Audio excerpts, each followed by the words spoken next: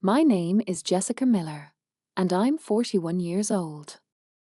If you asked my family about me, they'd probably say I'm the stubborn one, the girl who always did things her own way, who never really a fitty into the Miller mold.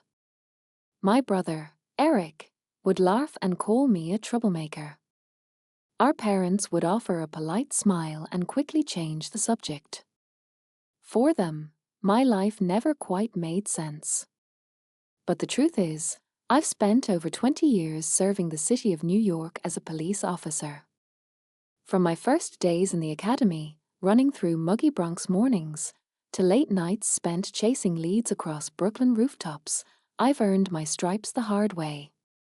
It's never been about the badge, the uniform, or the occasional headlines. It's always been about the work, the chance to help people, to fight for what's right, and to build something for myself in a city that never gives anything away for free. Still, no matter how many cases I closed, how many lives I touched, in my family's eyes I was always just a Jess, the cop. Eric was the real success story.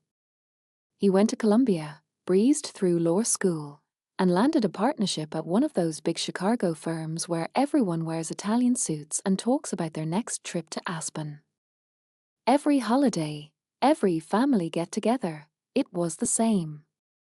Mom and Dad would beam as Eric told stories about his clients, his cases, the latest addition to his car collection.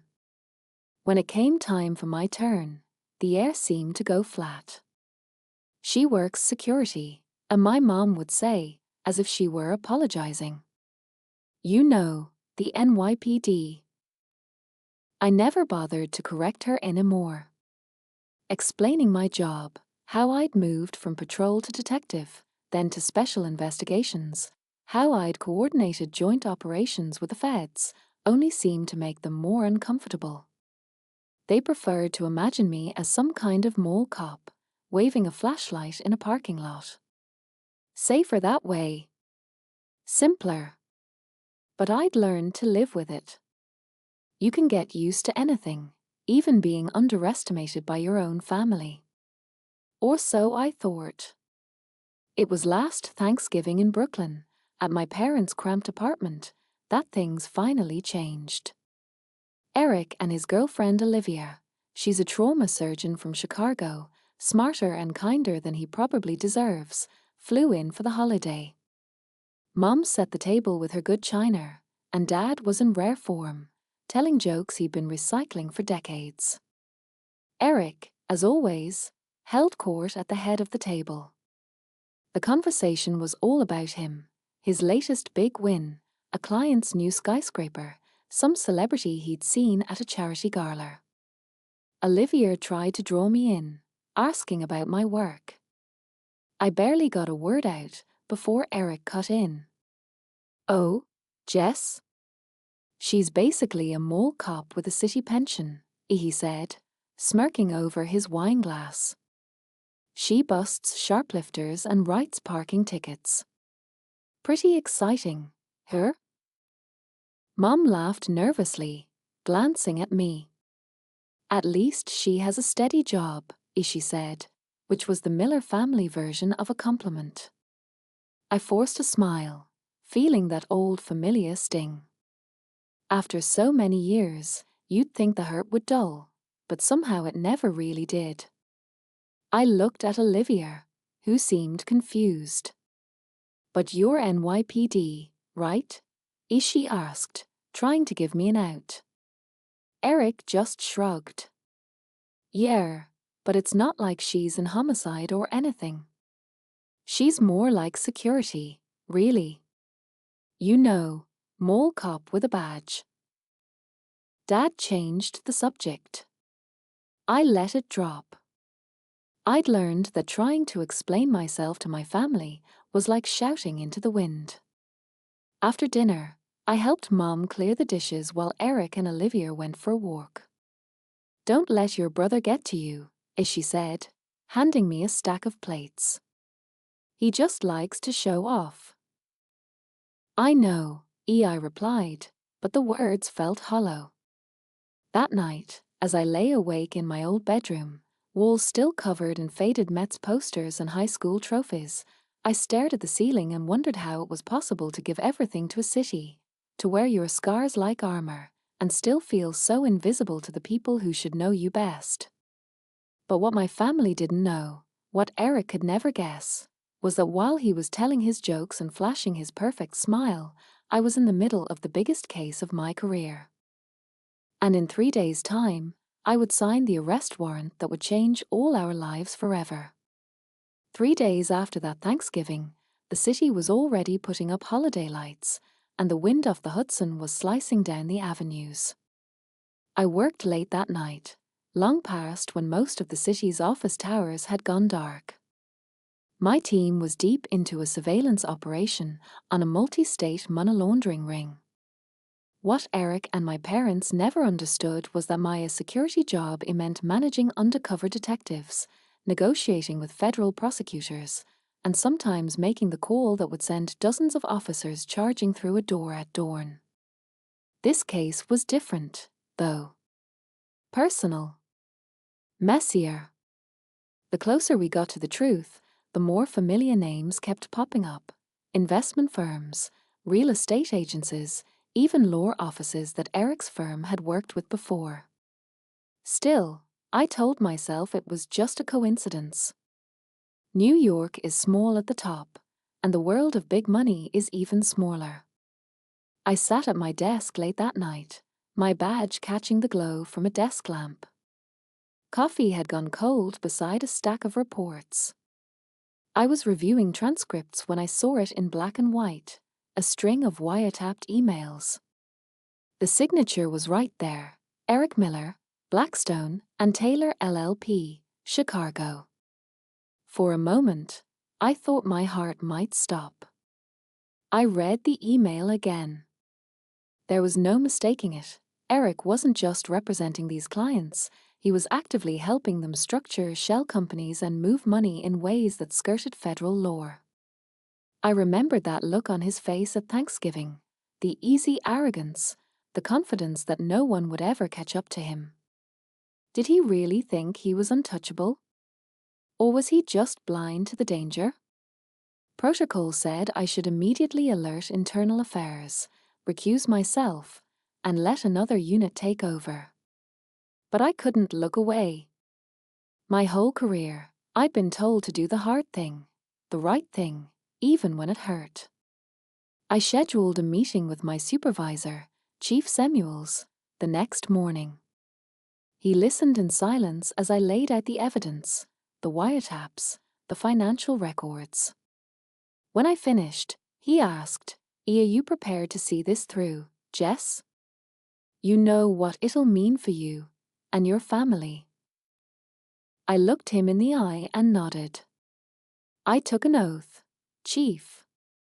Nobody's above the law. Not even Eric. He nodded back, a slow respect in his gaze. We'll do this by the book. Full transparency. I'll notify the U.S. Attorney myself.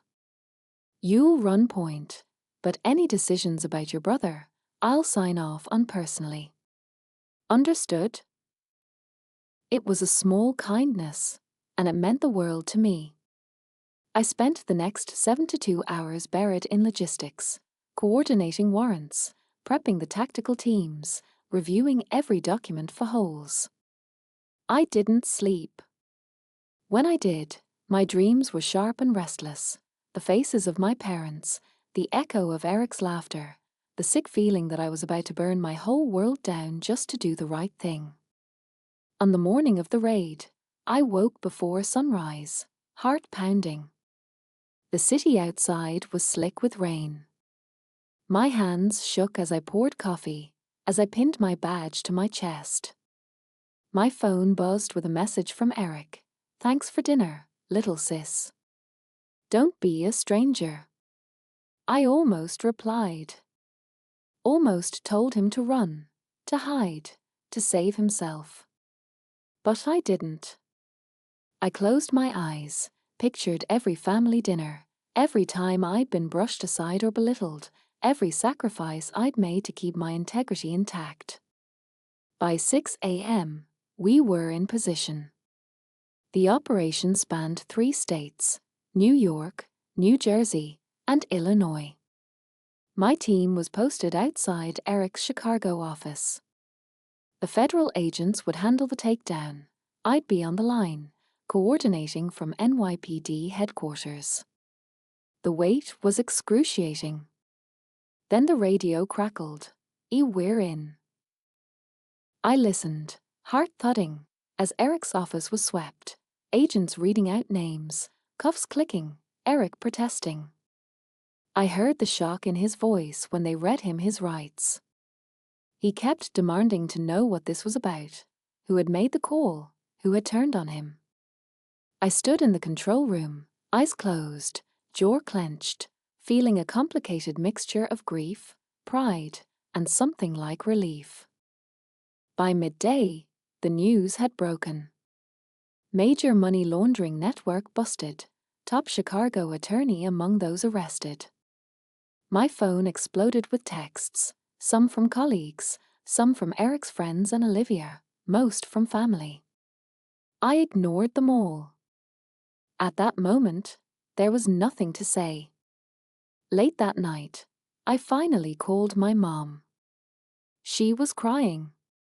"How could you do this to your own brother?" She sobbed. "I did my job, Mom," I replied, feeling old and tired. "I didn't make his choices. He did." She hung up on me. My father texted a single line: "You've shamed the family. Don't come home." I stared at my phone, the weight of everything pressing in, and realized that sometimes the truth will cost you everything. But it's still the truth. I sat on my couch until the sun rose, the city slowly waking up outside. I watched the light climb the buildings and thought, I did the right thing. Even if no one ever forgave me, I would have to find a way to forgive myself. The days after Eric's arrest were a blur: meetings, paperwork, endless media calls, and the strange, hollow ache of loss. I walked through every hour in a haze of exhaustion, adrenaline, and a kind of heartbreak I didn't know how to name.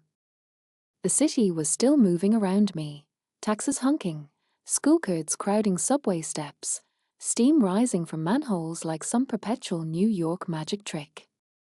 But my life felt suddenly, completely upended. Within 24 hours, the press connected the dots. My phone was besieged by requests for interviews, comments, even gossip shows wanting a fallen family angle. I said nothing, ignored the cameras that camped outside my building for 3 straight days, and refused every invitation. My job was hard enough without the world watching me grieve my brother in public. Work, in some ways, saved me. My team circled the wagons. Detective Harris brought me coffee and a cinnamon roll every morning, never mentioning the headlines. Captain Ramirez called me in, closed his office door, and said simply, "We're proud of you, Jess. You did what had to be done." His words warmed me more than I could admit. I tried to lose myself in the rhythms of the precinct, but nothing could really drown out the ache. My family, meanwhile, had closed ranks. My mother blocked my number. My father sent a terse email: "We will not be attending any further family functions. Do not contact us." Olivia, kind soul that she was, left a voicemail: "Jess, I know none of this is your fault. I hope one day they understand that too. If you ever need anything, call me." But mostly, it was silence. A silence I'd grown used to, but that now felt absolute.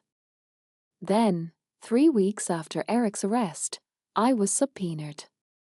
The federal prosecutors wanted me to testify about the investigation, the wiretaps, the evidence. The idea of taking the stand against my own brother made my stomach knot, but I knew it was inevitable. The law, after all, doesn't pause for heartbreak. On the morning of my testimony, I pulled on my dress blues, polished my badge, and drove to the federal courthouse downtown. The marble steps felt steeper than usual, the cold air biting my cheeks as I squared my shoulders and walked inside. The courtroom was packed. Reporters, attorneys, even some off-duty cops. At the defense table, Eric looked up as I entered. For the first time in our lives, he looked small, suit hanging a little loose, eye-shadowed. He didn't smile. Neither did I. When I took the stand, the prosecutor, Assistant U.S. Attorney Bernstein, led me through my credentials, my role in the investigation, every detail. I kept my answers measured, factual. I did my best to keep the tremor out of my voice. Commander Miller, did you identify your brother as a participant in the criminal activity? Yes. And what evidence led you to that conclusion? Wiretapped emails, financial records, surveillance, and corroborated statements from cooperating witnesses. Did you personally sign the warrant for his arrest? Yes, I did. At that, a low murmur swept through the courtroom. Eric's attorney tried to shake me, hinted at family bias, revenge, even professional jealousy. I answered every question, eyes steady, voice clear. I told the truth, even when it burned. When my testimony ended, I stepped down and passed by Eric's table. He didn't meet my gaze. His hands were clenched on the table, knuckles white. For a split second, I remembered us as kids, building pillow forts, arguing over TV, his laugh loud and infectious. I wondered if he remembered too. Outside, the media pounced. I ignored every question, walked with my head high, and drove straight to my therapist's office on the Upper West Side. Dr. Fields had been my sounding board for years, through promotions, grief, heartbreaks, and now this. I told her everything, my doubts, my guilt, the icy way my parents had cut me out, the look on Eric's face in court. She listened, silent and steady. Then she asked, Jessica, what would you tell a rookie officer who came to you with this story? I stared at her, surprised. I'd tell her she did her job. That courage sometimes means standing alone. That you can't save people from the consequences of their choices. And do you believe that for yourself? I swallowed. I'm trying to. That night, as rain lashed the city, I lay awake and tried to imagine forgiveness. For my brother, my parents, and maybe, hardest of all, for myself. It was a long, slow process. Grief always is. The trial ground on for weeks. The evidence was overwhelming.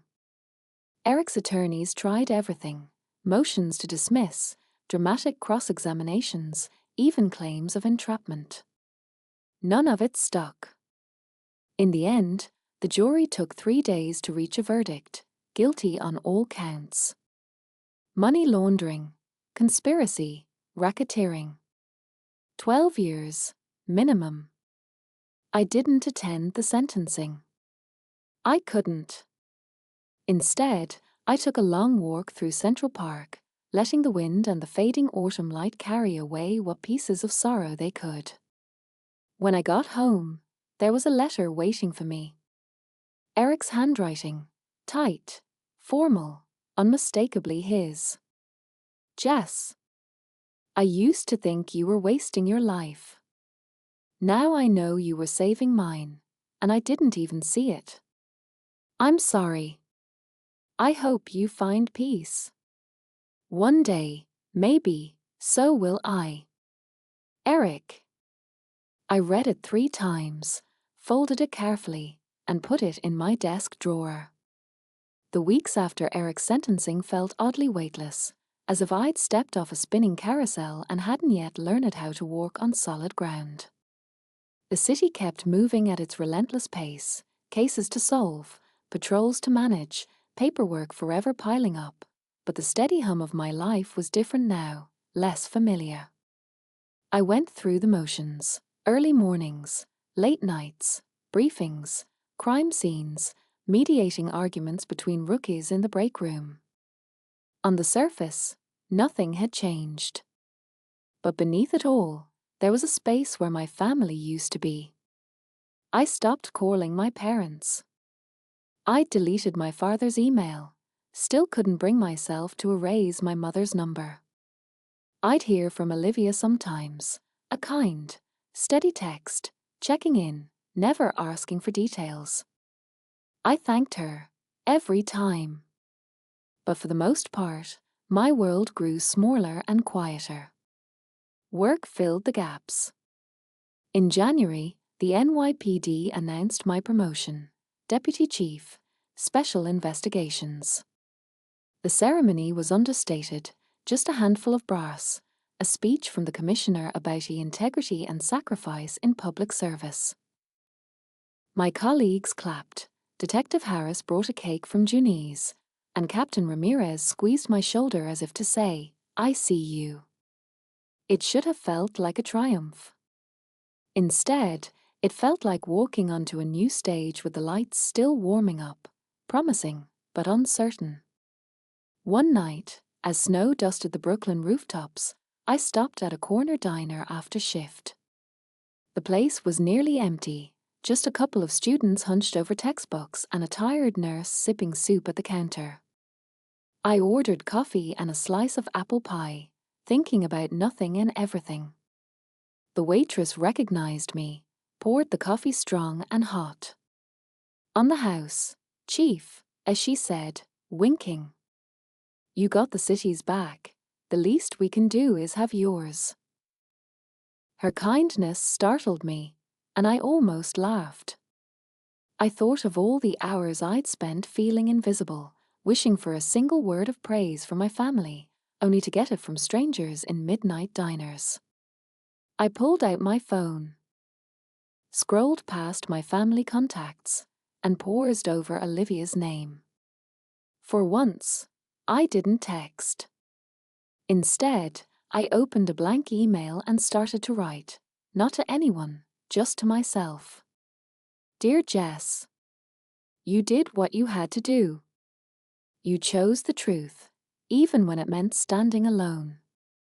Your badge is more than metal and leather. It's the sum of all the choices you made, the ones that cost you, the ones that saved you." Eric's letter wasn't forgiveness, but it was something. Maybe it's a beginning. Maybe, for now, it's enough. I saved the email, unfinished. Sometimes words are more honest in draft form. Spring crept into the city. The work shifted, more calls about lost kids, more community events, fewer high-profile busts, but just as much heartache. I found myself training new recruits, watching their faces as they tried to square the badge's weight with their hopes. One afternoon, a rookie named Sam pulled me aside after roll call. "Chief Miller, can I ask something? What's the hardest thing about this job?" I looked at him, this kid barely out of college, uniform still crisp.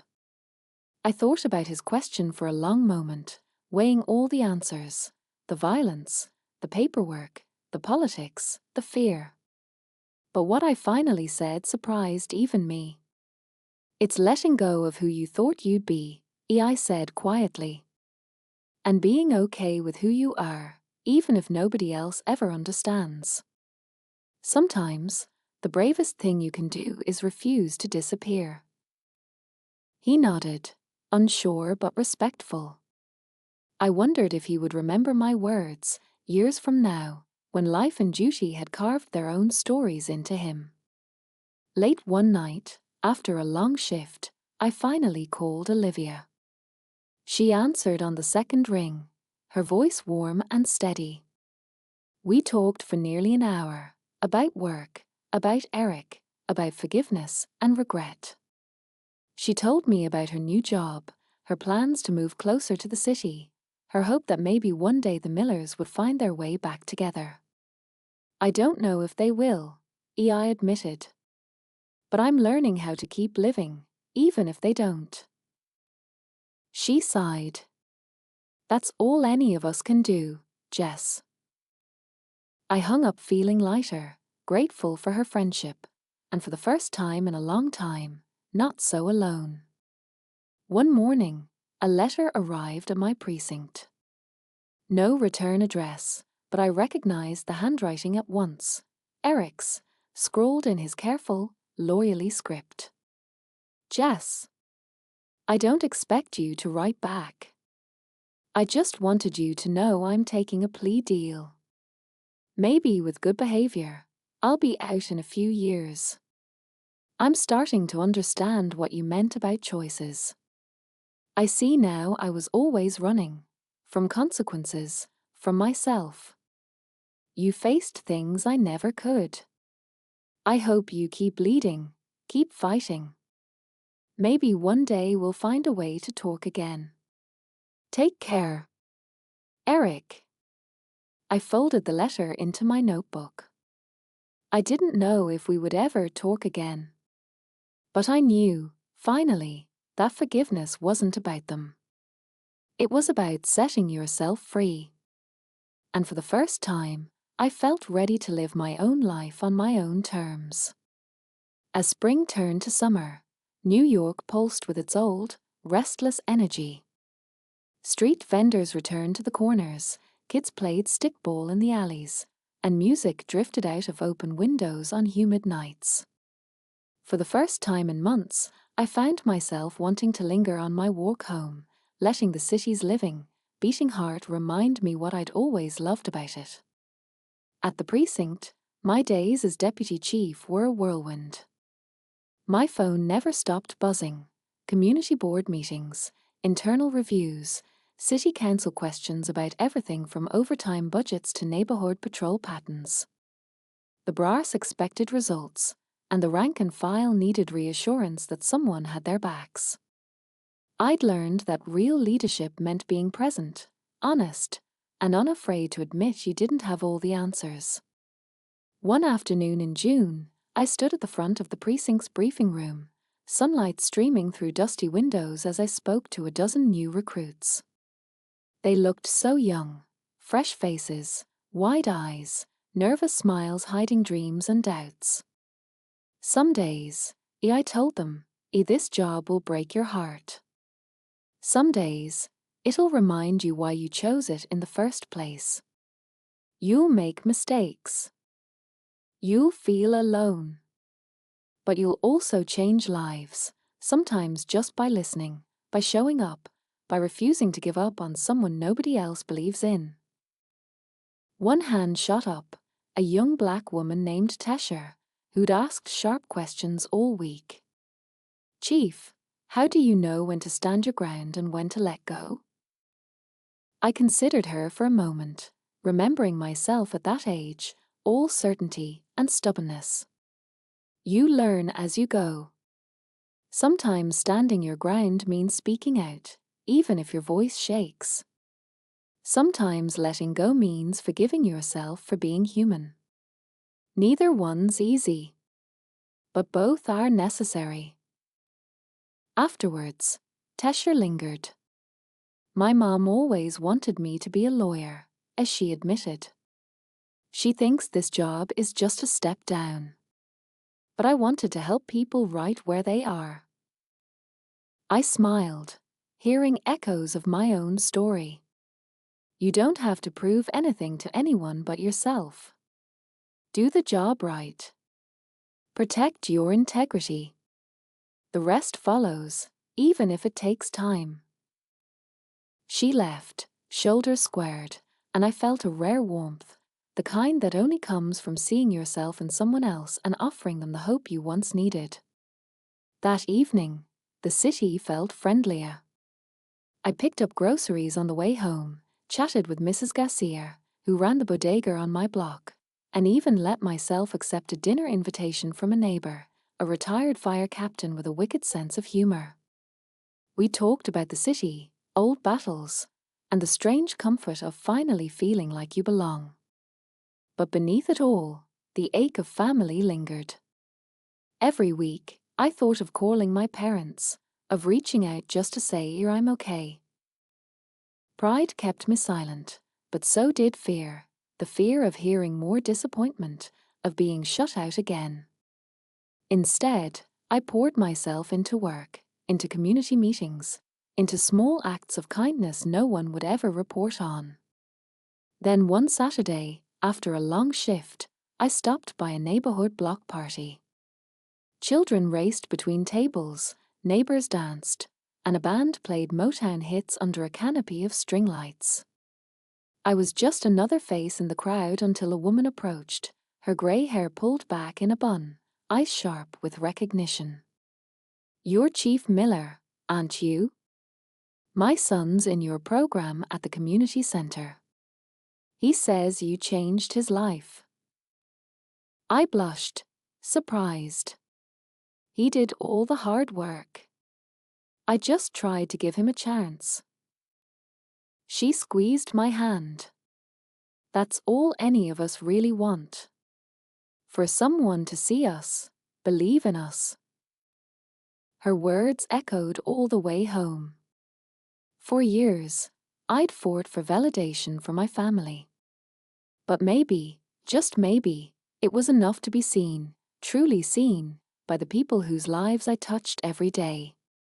Summer deepened. I organized a precinct cookout, an excuse to bring together officers and neighbors who usually only met in tense moments.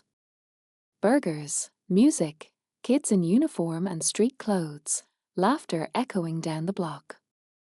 Harris manned the grill. Tesher and a handful of rookies ran games for the kids.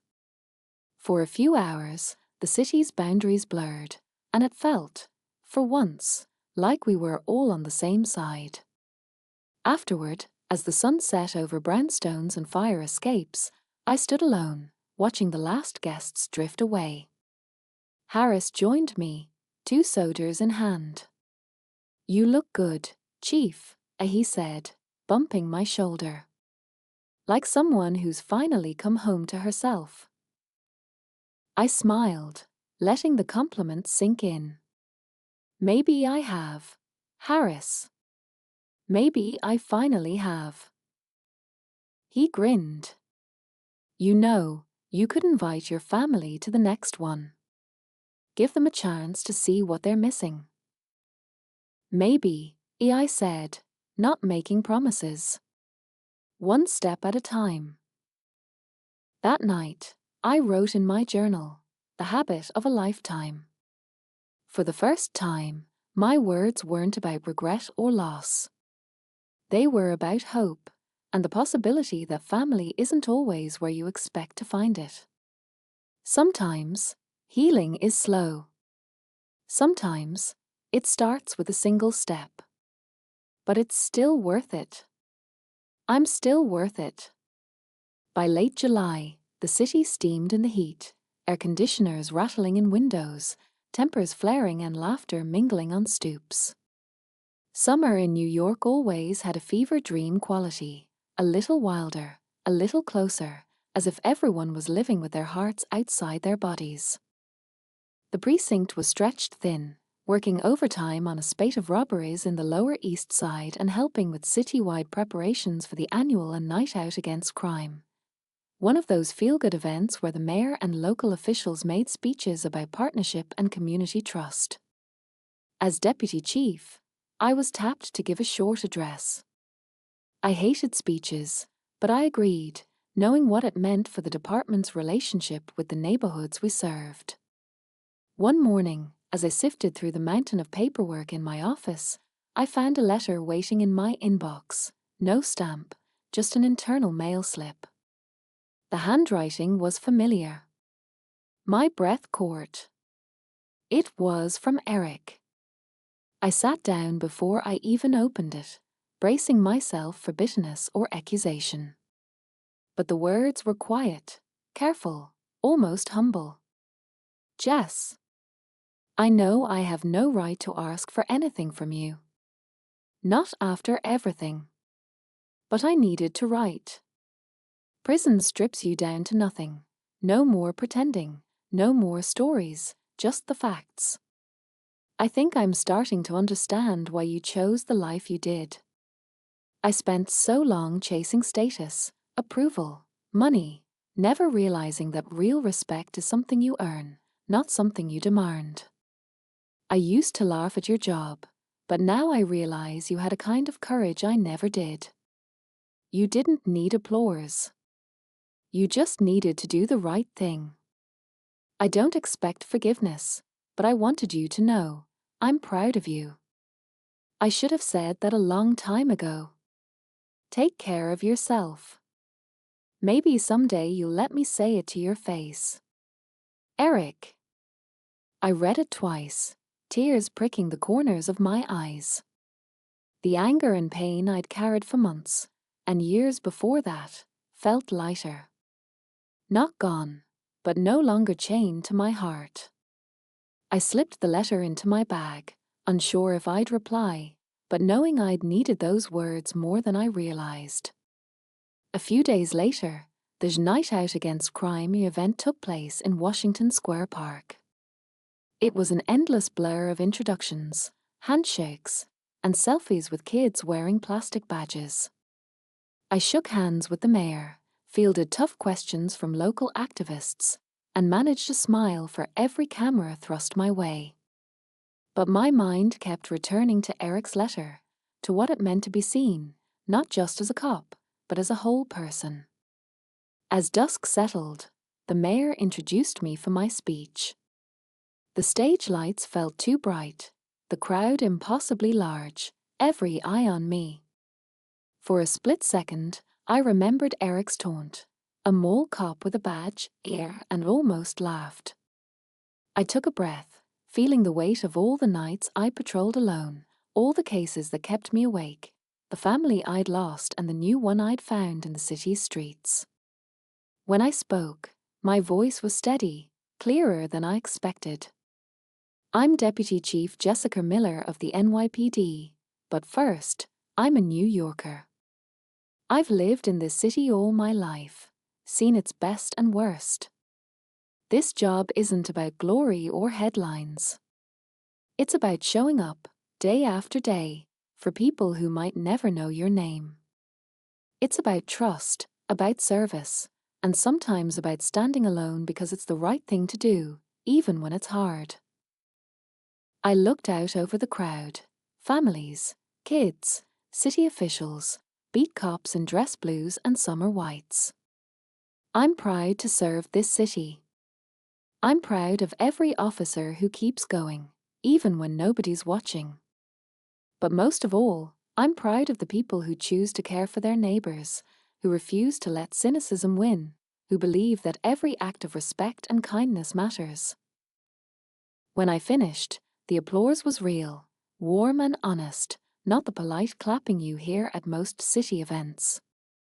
People lined up to shake my hand, to thank me for my words, to tell me their own stories of hope and heartbreak in the city. Harris caught my eye from the edge of the stage, nodding with a lopsided grin. After the crowd thinned, a teenage girl lingered at the front. She looked nervous, clutching a notebook to her chest. Chief Miller, she asked softly. My brother got in trouble last year. You talked to my mom, helped her find a program for him. He's doing better now. I wanted to say thank you. Her words hit deeper than she knew. You're welcome, I said, kneeling to meet her eyes. Tell him I said to keep going, okay? And you do the same. She smiled, a real, wide smile, and ran off to join her family. I watched her go, feeling the ache in my chest ease a little more. Walking home under the city's neon sky, I realized something. The work I did mattered, not just in headlines or courtrooms, but in everyday lives. Maybe I would never have the family I'd hoped for, but I could still find meaning in the family I chose, and the city that, in its own rough way, had chosen me too. That night, I sat at my window, Eric's letter in my lap, and wrote back for the first time. Eric, thank you for your letter.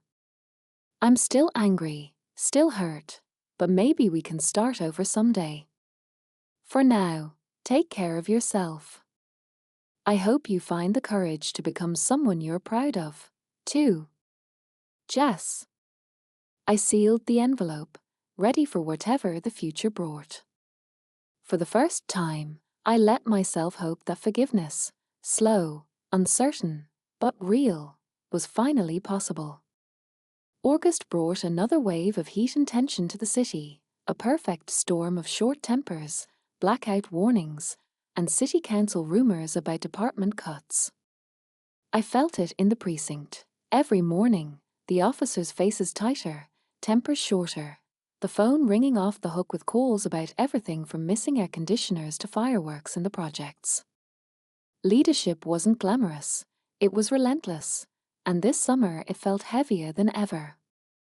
Then, late one Friday, came a call that would test everything I'd learned about leading under pressure. There had been a shooting in the South Bronx, a community leader caught in the crossfire of a gang feud. As I raced to the scene, sirens screaming, I found myself praying for something I almost never let myself want: a miracle. The scene was chaos, neighbors shouting, tape fluttering, news vans already setting up. The victim, an older man named Mr. Reyes, was known for running youth basketball leagues and advocating for safer streets. I'd met him before. He was the kind of neighbor who fixed broken playground swings and remembered every kid's name. As I walked the block, people stopped me, not with anger, but with exhausted hope. You gonna fix this, Chief? Don't let this be just another number. I felt their eyes on me, 1,000 unspoken questions hanging in the humid air. Back at the precinct, the pressure mounted. The mayor's office demanded answers. Community leaders called for action. My team worked around the clock, interviews, camera footage, chasing rumors from all corners of the borough. Every dead end, every false lead, ate at me. For the first time since Eric's trial, I felt my confidence falter. One night, as I pored over reports in my office, Tesher, the rookie with big questions, appeared at the door. She looked tired but determined. Chief, you okay? I hesitated, unused to being the one asked. I don't know, Tesher. Sometimes it feels like nothing we do is enough. She sat down, studying me. My mom always said, when you can't see the whole staircase, just take the next step.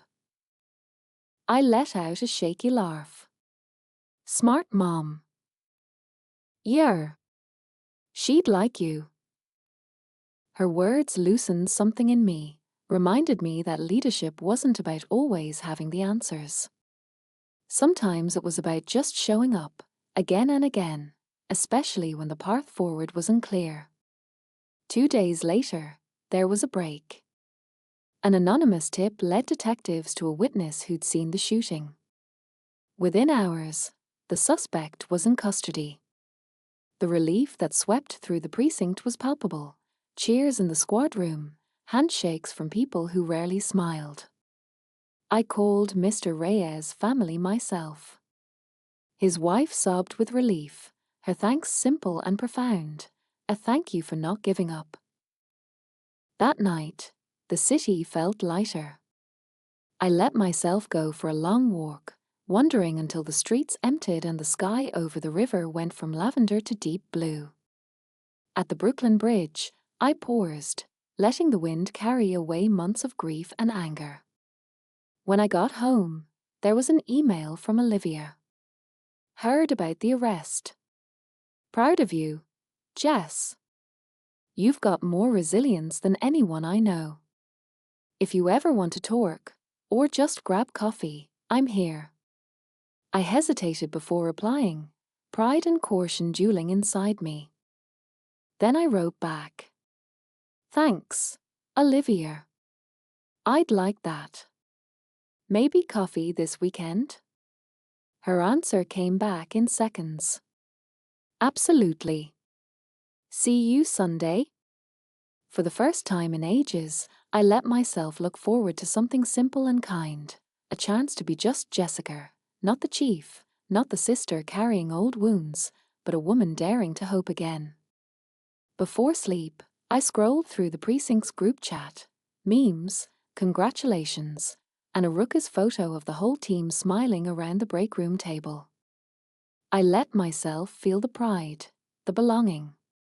My chosen family, imperfect but real. And as I drifted off, I realized the biggest miracle wasn't solving the case or quieting the city. It was believing, after all that had happened, that I could still be whole.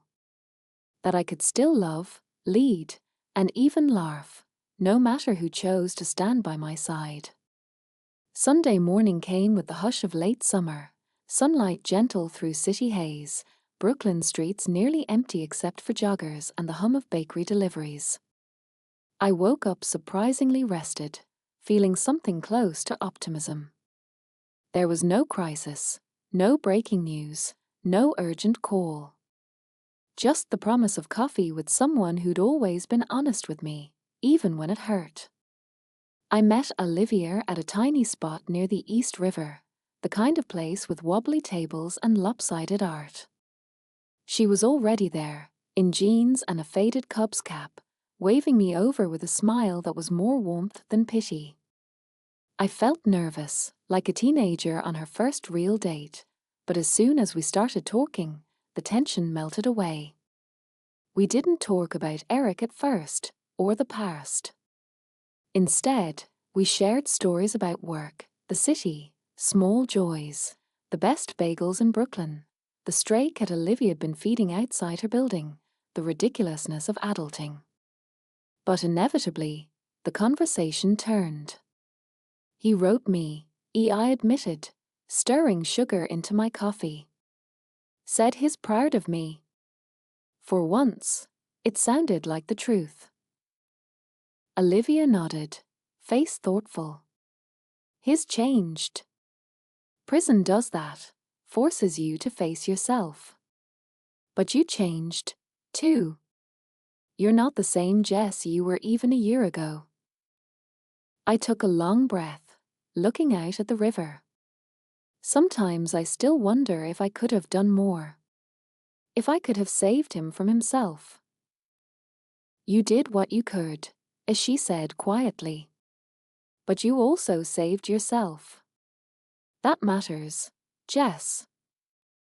We sat in companionable silence, watching the world drift by. When we parted, Olivia hugged me tight. Let yourself have some peace, as she whispered. You've earned it. That afternoon, I wandered the city, letting myself be aimless, window shopping in Soho, listening to buskers in Washington Square, finally ending up at the Brooklyn Botanic Garden, where the late blooms spilled color across the paths. I found a bench under a sycamore, closed my eyes, and let the warmth settle into my bones. My phone buzzed, a photo from Tesher, the rookie. She was at her mother's house, Sunday dinner in full swing. The text read, "Told my mom about you." She said, That's a woman who knows her worth. Thanks for believing in me, Chief." I smiled, thinking about how far we'd both come. Sometimes, being a leader wasn't about commanding a room, it was about helping someone else see the value in themselves. Later, as dusk settled, I checked my email and found a message from my mother. The subject line was blank. For a moment, I considered deleting it, but something in me, a fragile, stubborn hope, wouldn't let me. Jessica, I saw your speech on TV. Your father and I watched it together. We didn't understand, not really, until now. We're sorry for all the times we made you feel small. If you're willing, we'd like to talk. No expectations. Just dinner. Let us know. I read it twice, the old ache flaring and then fading. I didn't know if I could trust them again, not yet, but I knew I wanted to try. Maybe not for them, but for me. I hit reply before I could change my mind. Dinner sounds good. One step at a time, okay? I hit send, heart pounding. That evening, I went for a run over the Manhattan Bridge, the city blazing gold in the setting sun. The world felt wider, full of possibility. For years, I'd been trapped between what my family thought I should be and what I'd fought to become. Now, for the first time, I was simply Jessica, a woman who had survived heartbreak, chosen integrity, and dared to reach out again. Before bed, I pulled out Eric's letter. I read it slowly, letting the words settle. I didn't cry. I didn't rage. Instead, I felt gratitude for the pain, for the healing, for the proof that even the deepest wounds could make room for something new. Just as I was drifting to sleep, a text from Harris popped up. Proud of you, Chief. Tomorrow's a new day. Don't forget to live it. And I thought, maybe that's all any of us can do. Take the next step, open the next door, let the past be what it is and the future what it can become. Dinner with my parents was set for a Thursday night at their old apartment in Brooklyn. I'd walked these blocks 1,000 times, but this evening every step felt different, lighter, but charged with anticipation. I wore my favorite blue shirt and left my badge at home, wanting, just for tonight, to be Jess the daughter, not Chief Miller. The building was the same, peeling paint, familiar smells, the clang of the elevator. My heart pounded as I knocked. The door opened and my mother stood there, uncertain but smiling, her eyes shining. My father hovered behind her, trying to look relaxed and not quite managing it. Inside, the table was set for 3. No champagne, no speeches, just roast chicken, potatoes, and the green beans my mom always overcooked. We started with small talk, the weather, city politics, a neighbor's new puppy. At first, every sentence felt like walking a tightrope, afraid one wrong word would shatter the fragile peace. But then my father, his voice softer than I remembered, cleared his throat. We watched your speech. We saw people's faces when you talked. Your mother and I, we never realized how much you meant to this city, Jess. We should have told you we were proud of you. My mother reached for my hand across the table. We didn't understand, but we want to. We want to try. For a moment, the old anger flickered, tempting me to list every hurt and slight.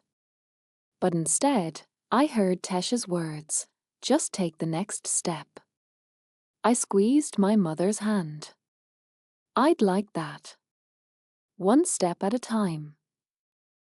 We ate in a gentle, tentative quiet. My parents asked about my work, actually listening, no more dismissive smiles or quick changes of subject. I told them about my precinct, the community projects, even the block party. My father chuckled at the story of Harris burnt burgers. My mother wanted to hear about Tasher, and for the first time, I felt like they were meeting the real me. After dessert, my father poured coffee, and we talked about the future, not in grand promises, but in the simple hope of more dinners, more phone calls, fewer years lost to pride. When I left, my mother hugged me tight. "Come back soon," she whispered. "You're always welcome." Outside, Brooklyn was alive. Neighbors gossiping on stoops, kids playing chase in the shadows. I breathed in the city's familiar chaos, feeling whole in a way I hadn't in years. That weekend, I joined Olivia for lunch in Central Park. We walked, laughed, talked about Eric and what forgiveness really means. "It's not about forgetting," as she said. "It's about deciding you're bigger than what broke you." I thought about that for a long moment. I think I'm ready. To be bigger. To let go. Olivia squeezed my shoulder. "You already are, Jess. You always have been."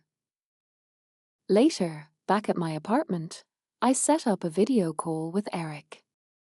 His face appeared on the screen, thinner, older, but clearer, as if the years of arrogance had finally burned away. For a moment, neither of us spoke. Then he said, "Thanks for replying. I know I don't deserve it." "Maybe not," I replied, smiling gently. "But I think we both deserve a second chance. We'll see where it goes." We talked about the past, honestly, painfully. We talked about the future, too. It wasn't easy. There were pauses, old wounds, and still raw memories. But it was a beginning, the first in a long time. In the months that followed, life unfolded with the kind of quiet hope I'd almost forgotten was possible. I kept leading my precinct, mentoring rookies, building bridges where I could. I had dinners with my parents, coffee with Olivia, and slow, careful conversations with Eric. There were setbacks and difficult days, but the city's pulse matched my own, a little stronger, a little more sure, always moving forward. One autumn evening, at another block party, Harris handed me a hot dog and nodded toward the crowd. "Look at that, Chief. Your people. Your city." I looked around, kids laughing, neighbors arguing good-naturedly, officers and residents sharing stories under strings of lights. I saw Tesher helping an elderly neighbor, Olivia chatting with my mom, my father smiling in a circle of old friends. For the first time, I let myself believe that I truly belonged. Not because I'd earned it, not because I'd fought for it, but because I had finally allowed myself to accept it.